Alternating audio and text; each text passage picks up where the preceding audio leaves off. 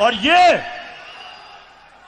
ये गीदड़ जो दुमदमा के बाहर भागा था,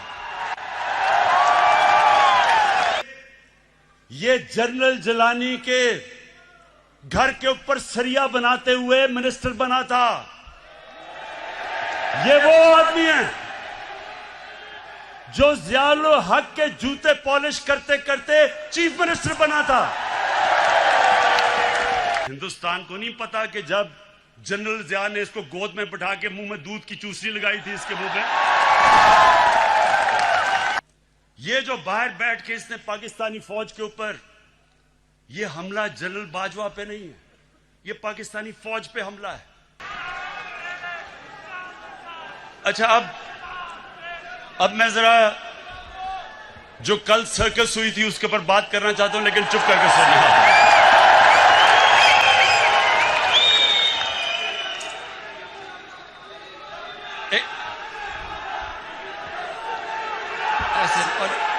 नारे नहीं, आप एंजॉय नहीं करेंगे अगर आप सारा वक्त नारे मारते रहे। आप कैसे एंजॉय करेंगे? यकीन करें, आप ये जो मैं सर्कस के ऊपर बात करूंगा बड़ा एंजॉय करेंगे, ये मेरा वादा है आपसे।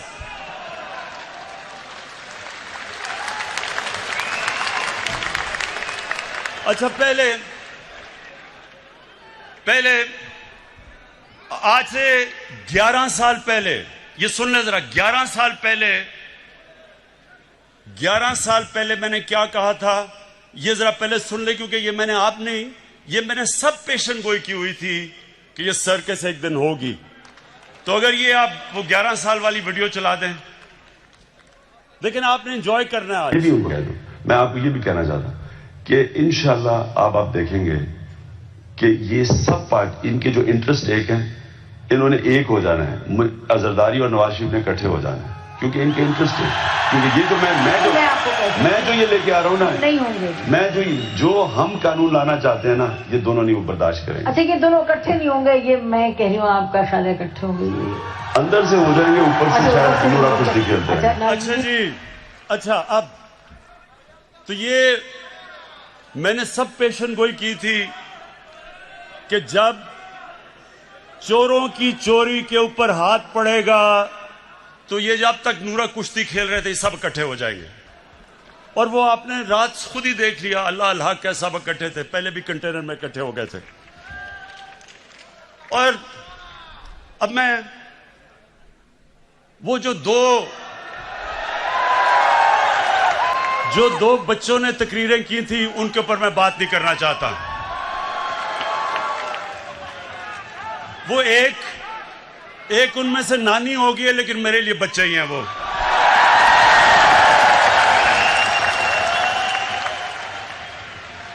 उसकी वजह है, सुने टाइगर्स, उसकी वजह है।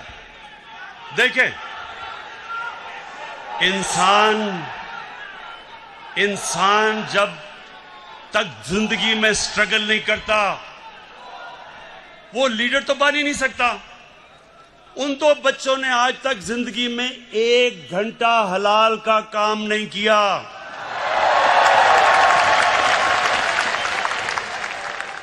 वो आज जाके लेक्चर दे रहे हैं दोनों, 1 घंटा उन दोनों ने पैसे बनाने के लिए हलाल का काम नहीं किया। पले किसके ऊपर हैं? अपने दोनों बापों की हराम की कमाई के ऊपर पले हुए हैं।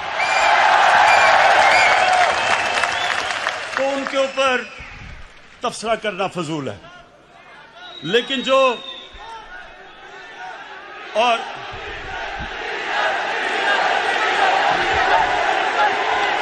देखें, जो आदमी 11 की टीम होती है, 12वें को 12th मैन कहते हैं, जो 12th मैन है उसके ऊपर मैं क्या बात करूं।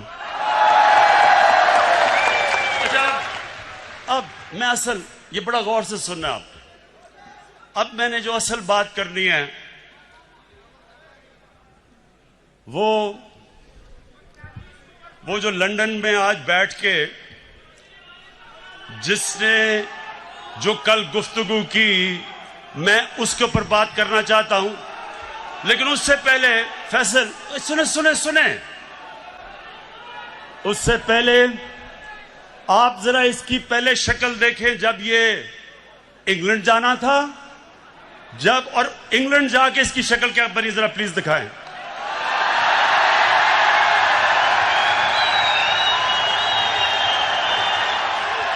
ये वही इंसान है।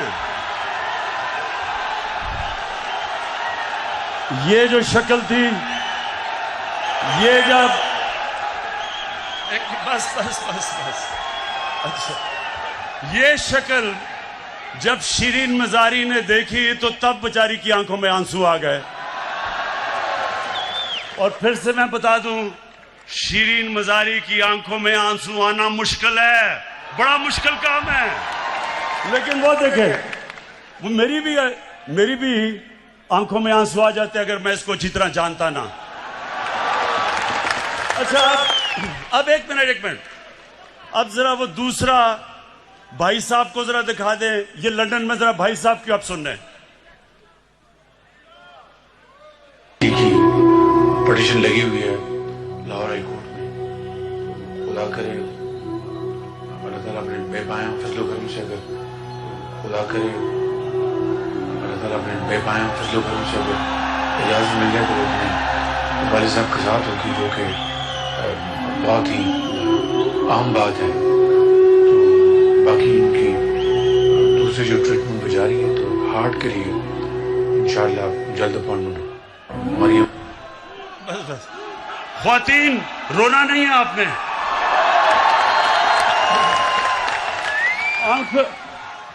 अपनी आंखों के आंसू पोंछ लें। ये बॉलीवुड भी ऐसी कोई एक्टिंग नहीं कर सकता जो अभी एक्टिंग किया है। अब सोचे सुने, अब सोचे कि हमारी कैबिनेट के सामने ये एक्टिंग जब हो रही थी, शीरीन मजारी रोना शुरू हो गई, तो हमने इसको वापस ही बाहर ही जाने देना था। लेकिन आज मैं सिर्फ ये कहना चाहता हूं, जो इसने जुबान इस्तेमाल की पाकिस्तान के आर्मी चीफ के खिलाफ और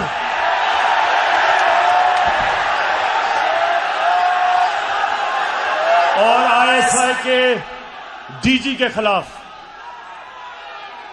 मैं आज इसके ऊपर खास बात करना चाहता हूं।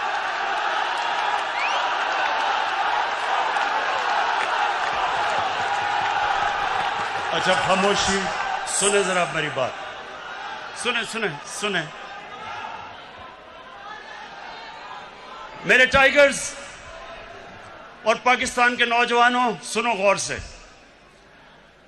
बर्रे सगीर की तारीख में कभी भी ऐसी हिंदुस्तान में हुकूमत नहीं आई जो मुसलमानों से और पाकिस्तान से इतनी नफरत करती है जितनी नरेंद्र मोदी की हुकूमत करती है। हमारे फौजियों के ऊपर मुसलसल हमले हो रहे हैं। हर रोज हमारे फौजी अपनी जान की कुर्बानियां दे रहे हैं। परसों 20 पाकिस्तान के सिक्योरिटी फोर्सेस के लोगों ने शहादत पाई, 20 लोगों ने।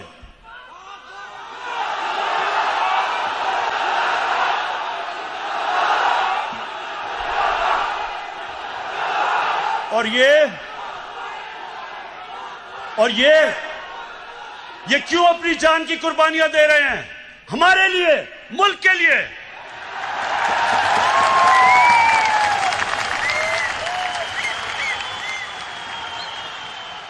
और ये गीदड़ जो दुमदमा के बाहर भागा था, वहां बैठ के आर्मी चीफ के ऊपर जो उसने कल जुबान इस्तेमाल की, और डीजी आईएसआई के ऊपर, सुने गौर से मेरी बात, मैं थोड़ा सीरियस आपसे बात करूंगा। ये वो नवाज शरीफ है जो आज फौज के ऊपर और फौज के सरबराह के ऊपर इस तरह की जो जुबान इस्तेमाल कर रहा है, आपको याद नहीं होगा क्योंकि आप तो तब पैदा भी नहीं हुए थे। ये जनरल जिलानी के घर के ऊपर सरिया बनाते हुए मिनिस्टर बना था। ये वो आदमी है जो ज़ियाउल हक के जूते पॉलिश करते करते चीफ मिनिस्टर बना था। ये वो आदमी है जिसने जनरल दुरानी आईएसआई के जब चीफ थे, पीपल्स पार्टी के खिलाफ जब इलेक्शन हुई तो मिरान बैंक से इसने करोड़ों रुपया लिया था इलेक्शन लड़ने के लिए। डीजी आईएसआई की सुप्रीम कोर्ट को रिपोर्ट थी। लेकिन इस मुल्क की बदकिस्मती ये कि हमारे मुल्क की अदालतों ने इसकी मदद की हमेशा। ये वो आदमी है जिसने आसिफ जरदारी को 2 दफा जेल में रखा था। जनरल बाजवा ने नहीं डाला था और उसको कहता था पाकिस्तान का करप्ट तरीन आदमी है वो जरदारी। इसको ऊपर हुदायबा पेपर मिल का केस उसने इसके ऊपर बनाया था, जिधर अरबों रुपए इन्होंने करप्शन करके पैसा बाहर भेजा था, वो उसने नवाज शरीफ पे बनाया था। जनरल बाजवा ने नहीं बनाया था। ये वो नवाज शरीफ है और जरदारी, चुप करके सुने, चुप करें जरा, सुने मेरी बात। ये वो जरदारी है और नवाज शरीफ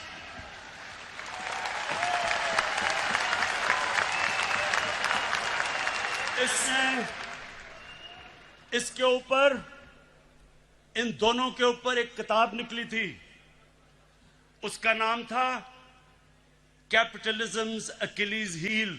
रेमंड बेकर ने किताब लिखी थी। ये इनके पहले दौर के बाद जब इन दोनों ने 2 दफा बारियां लेकर मुल्क को लूटा था, उसने किताब लिखी और उसके ऊपर पूरा चैप्टर दिया कैसे इन दोनों ने इस मुल्क से पैसा चोरी करके मुल्क से बाहर लेके गए। जनरल बाजवा ने नहीं लिखी थी, रेमंड बेकर ने लिखी थी। उसके बाद 3 और इनके ऊपर किताबें हैं जिनमें आप पढ़ें कि इन्होंने इस मुल्क से कैसी गद्दारी की। एक ओबामा's वॉर,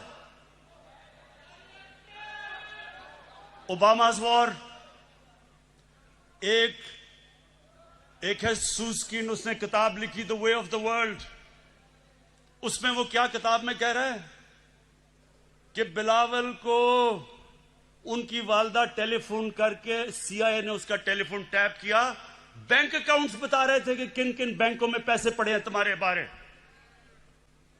जो बाहर, अब जरा गौर से सुने मेरी बात, क्योंकि मैंने बाहर एक केस लड़ा हुआ है, हर जाने का केस बाहर लड़ा हुआ है ये इन बोथम के खिलाफ, और जीता था केस। वहां सुने वहां क्या होता है, वहां जब आप कोई किताब लिखते हैं, 4 किताबें मैंने बाहर पब्लिश करवाई हैं, एक एक लफ्ज उस किताब में आप लिख नहीं सकते। वकील बैठता है और देखता है कि क्या आप साबित कर सकते हैं चीजें, नहीं तो आप कोई किताब नहीं बाहर लिख सकते क्योंकि इतने सख्त कानून है वहां। तो जो इनके ऊपर चीजें लिखी हुई हैं, एक गोस्ट वॉर्स है, एक और किताब, उसमें लिखता है कि नवाज शरीफ अमेरिकनों को कह रहा है कि अपने फौज यहां ले आओ। वो अपनी फौज से डरा हुआ था, अमेरिकी फौज को कह रहा था कि मुझे प्रोटेक्शन दो। उस किताब में लिखा हुआ है। सो ये वो लोग हैं, ये अपना चोरी किया हुआ पैसा बचाने के लिए ये इस मुल्क को बेच सकते हैं। इनका तो पैसा खुदा है। इन्होंने जो इस मुल्क से किया है वो मीर जाफर और मीर सादिक ने अपनी कौमों से किया हुआ था। पहले अपनी जात के लिए, अपने फायदों के लिए उन्होंने अपनी कौमों को गुलाम बनाया था। ये जो बाहर बैठ के इसने पाकिस्तानी फौज के ऊपर ये हमला जनरल बाजवा पे नहीं है, ये पाकिस्तानी फौज पे हमला है।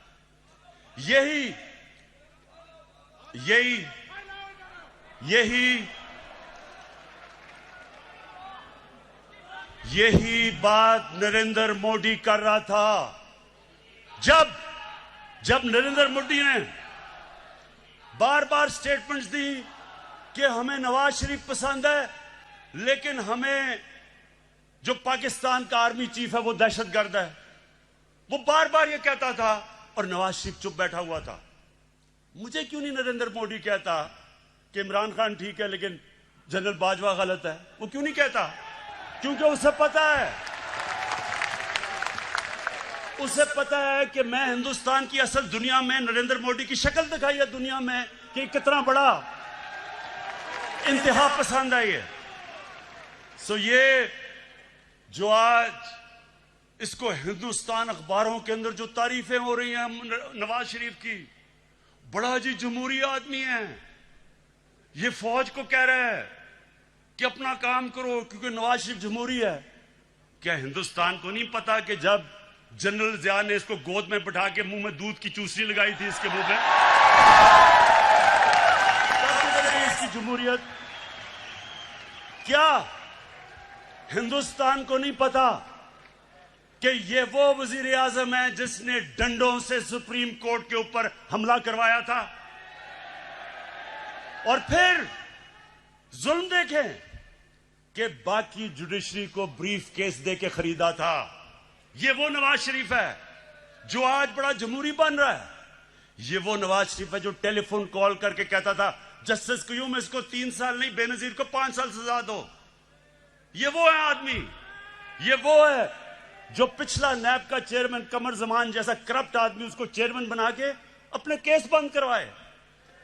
इसके लिए अदलिया तब तक ठीक है जब तक अदलिया इसके साथ खड़ी है।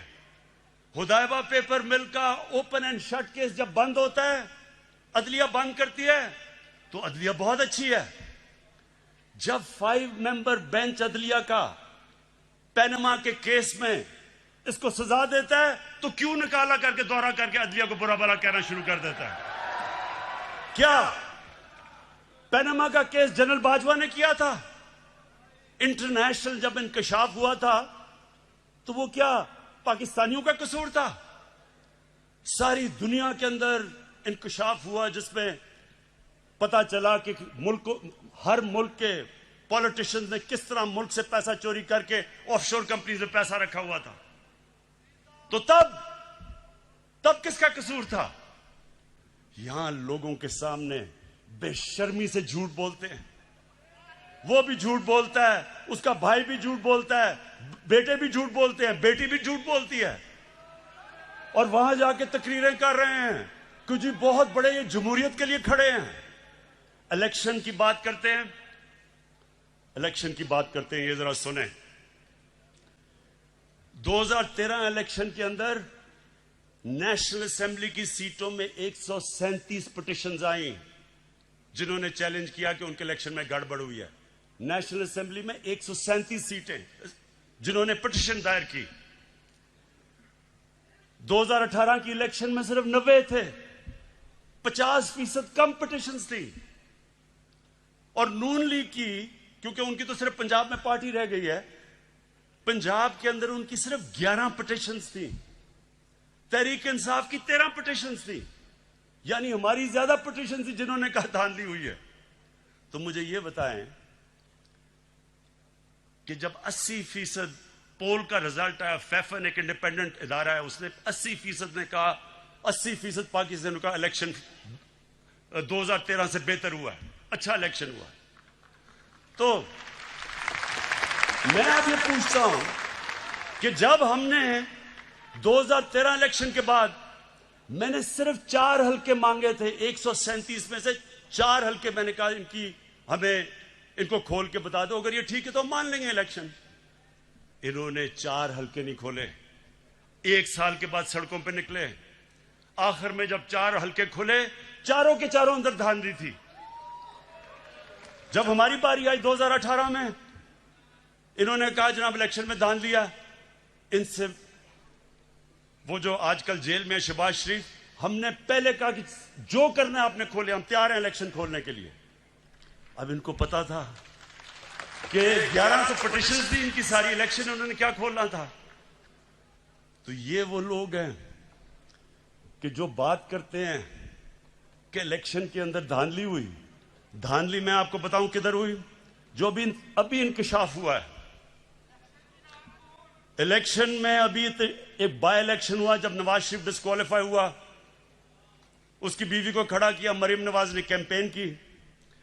हमारे पास अब डॉक्यूमेंट्री एविडेंस है कि 250 करोड़ रुपया गवर्नमेंट का इन्होंने उस हल्के में इस्तेमाल किया इलेक्शन जीतने के लिए। ये हमने नैब को केस दिया है। हमने सारे इलेक्शन में 250 करोड़ खर्च किया, इन्होंने एक बाय इलेक्शन के ऊपर इस कौम का टैक्स के पैसे का 250 करोड़ रुपया खर्च किया।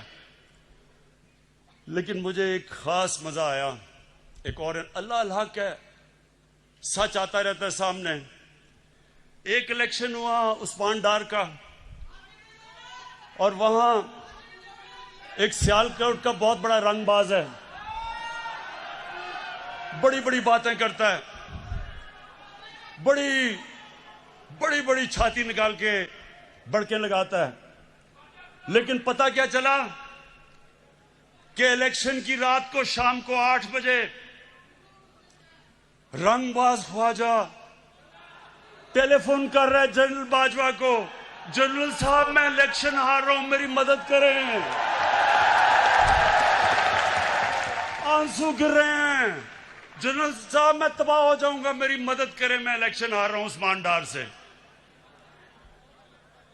मेरे पाकिस्तानियों, मेरे टाइगर्स, मेरी अब आखिर में गौर से आपने बात सुननी है। अब तक ये जो ऑपोजिशन है, इन्होंने एक इमरान खान देखा है। आराम आराम से मैं इनको कहता था अच्छा जी प्रोडक्शन ऑर्डर देना है तो चलो बुला लो असेंबली में, और इस तरह की चीजें। ये जो आप सुने जरा, ये जो अब आप इमरान खान देखेंगे, ये एक मुख्तलिफ इमरान खान आने लगा। सबसे पहले किसी किस्म का प्रोडक्शन ऑर्डर किसी डाकू को अब नहीं मिलेगा। शहबाज शरीफ के ऊपर अभी जो चीज सामने आई है, 23 अरब रुपए की इसका करप्शन का इंकशाफ हुआ है। कभी चीनी वाले तो कभी किसी के नाम पे 23 अरब रुपया भी पकड़ा गया है। जब तक अदालतों में पूरी तरह यह जवाब नहीं देगा, कोई किस्म का इसको प्रोडक्शन ऑर्डर नहीं मिलेगा, और ना ही किसी और डाकू को मिलेगा।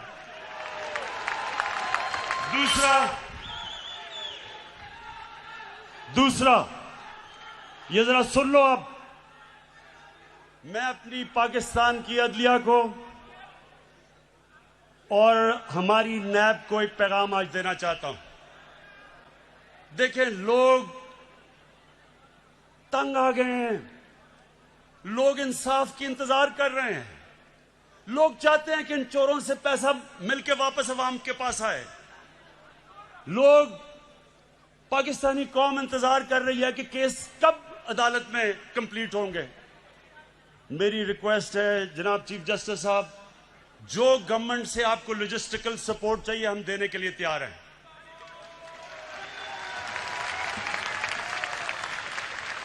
जिस तरह की आपको हमारे से मदद चाहिए हम आपको देने के लिए तैयार हैं, लेकिन खुदा के वास्ते डे टू डे हेयरिंग करके ये केसेस खत्म करें।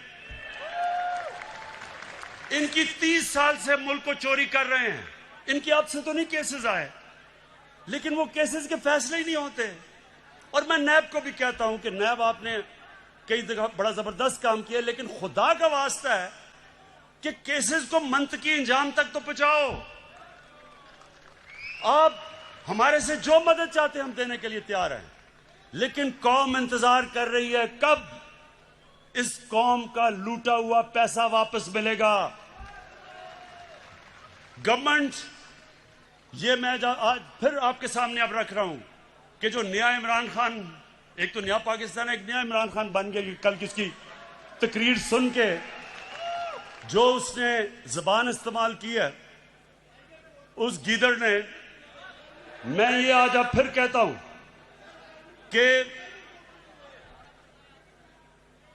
कि अब से कोई इनको वीआईपी जेल नहीं मिलेंगे, इनको आम कैदियों की तरह हम रखेंगे।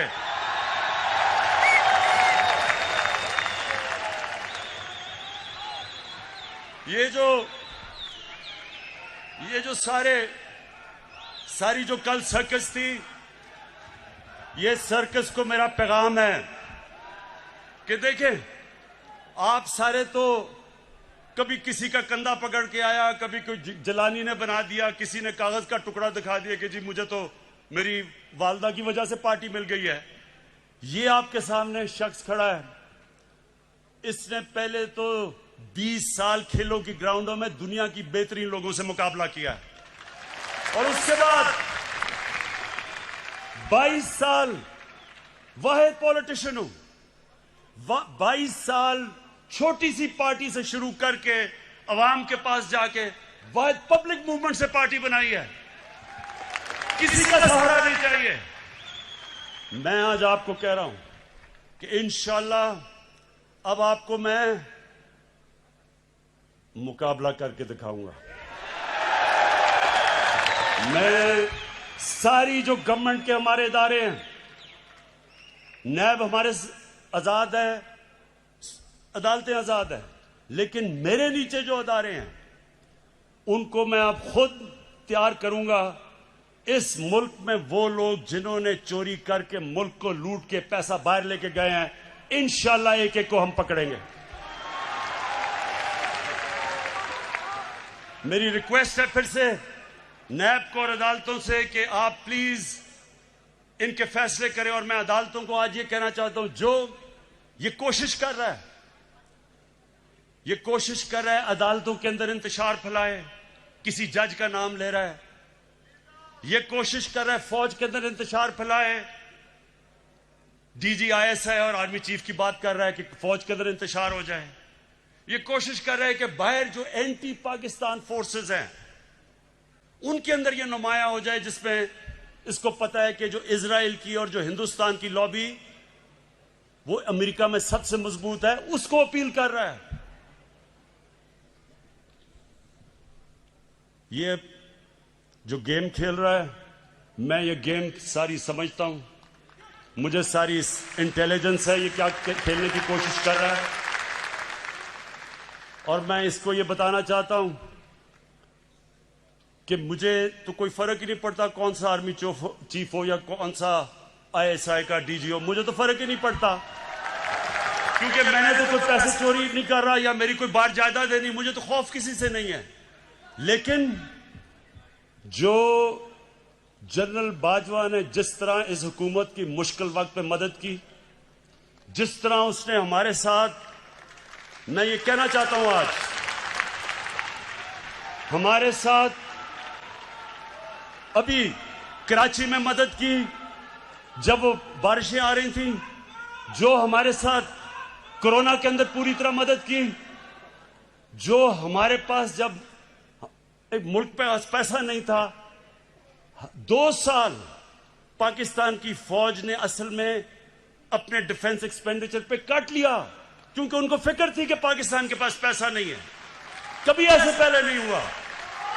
हर जगह सारी मेरी फॉरेन पॉलिसी को आज पाकिस्तान की फौज और जनरल बाजवा हमारे साथ खड़े रहे हैं। ये जो कोशिश कर रहे हैं कि हमारी फौज और गवर्नमेंट के बीच में दरार डालें या फौज के अंदर इंतशार पैदा करें, नवाज शरीफ, मैं तुम्हें अब ये आज सुन लो मेरी गौर से बात, आज से मेरी पूरी कोशिश है तुम्हें इस मुल्क में वापस लाया जाए। और तुम्हें यहां आम जेल के अंदर डालेंगे, वीआईपी जेल नहीं होगा।